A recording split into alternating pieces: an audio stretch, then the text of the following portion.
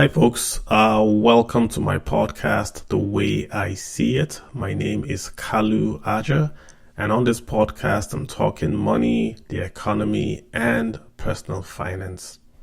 Well, the news in Nigeria all week has been about the Central Bank of Nigeria. Those are rumors that the Central Bank of Nigeria wants to seize the domiciliary accounts of private citizens that hold foreign currency. That's been the rumor all week. It's very important that we state right now, upfront, that the central bank has denied those rumors. It's called it fake news, that it has no plans today or in the future to seize the private foreign currency deposits of Nigerians. That's what the Central Bank of Nigeria has said. So it's important we just talk around this topic. That's what we can learn from this, right? Let's start from Pakistan in May 1998.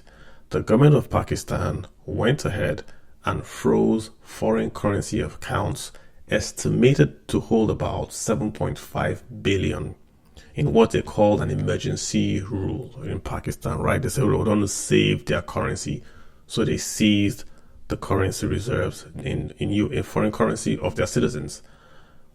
They then instructed the banks to pay the Pakistanis, right, in local currency. So if you're a Pakistani and you were paid by a foreigner, or you earned foreign currency, maybe as a gig worker, your dollars were taken away and you were then given local currency at a rate that was lower than the black market. The effect of this was devastating to the government of Pakistan. Number one, they instantly lost all credibility and also lost in confidence in Pakistani government-issued instruments, right? No one wanted to buy them or touch them. So instantly, private sector remittances that flowed to Pakistan completely dried up.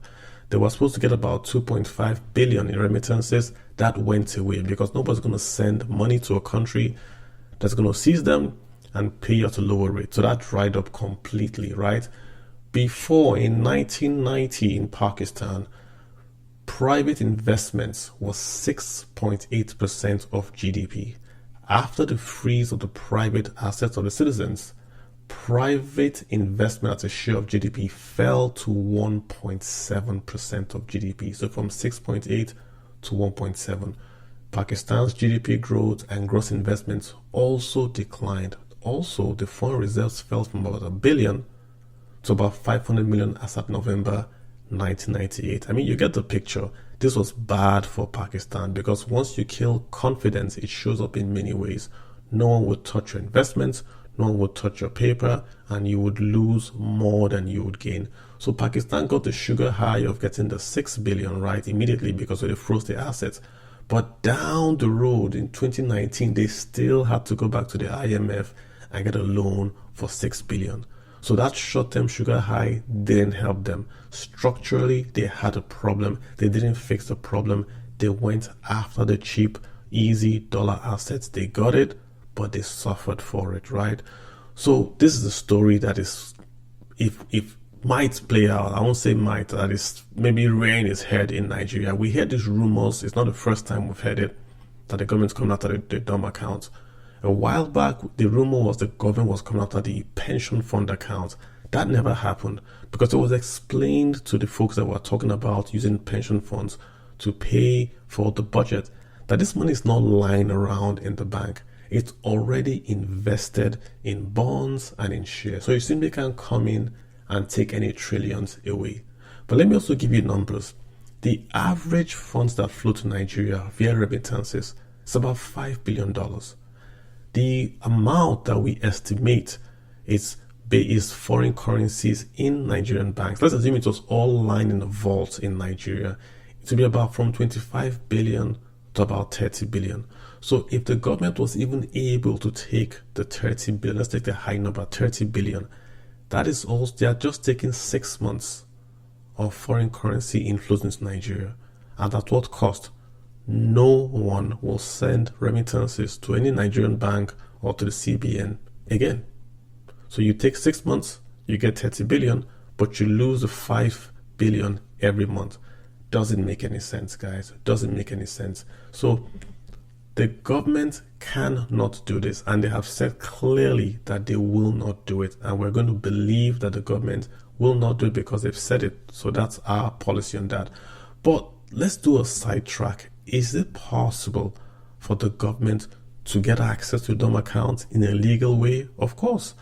The way they do it is that they incentivize or they attract the investments from the Domm accounts to themselves. How? They can issue a dollar bond in Nigeria and pay dividends in dollars. So what that means is usually you issue federal government bonds in Naira. You could issue a special federal government bond in dollars and pay your dividends in dollars at a rate higher than the Federal Reserve pays in America. So if I have $1,000 in Nigeria, right, and I can get a higher APY, an percentage yield, which is interest in Nigeria, why would I go to America and invest the monies? I would put it in Nigeria. So that way the central bank would attract the funds flows from the Domm accounts to the Central Bank of Nigeria, and they're able to solve their problem. If the funds are there, the funds are looking for a place to be investing and to earn yield for the holders. This is how you do it.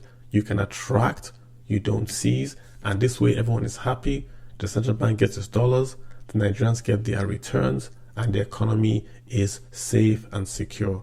But once you touch investments, forget about the loss of confidence. There will be lawsuits. You'll get sued in New York. They're going to go after your buildings in New York and your bank account. So not a very, very good idea. The best way, like I said, issue a dollar bond and attract investments in.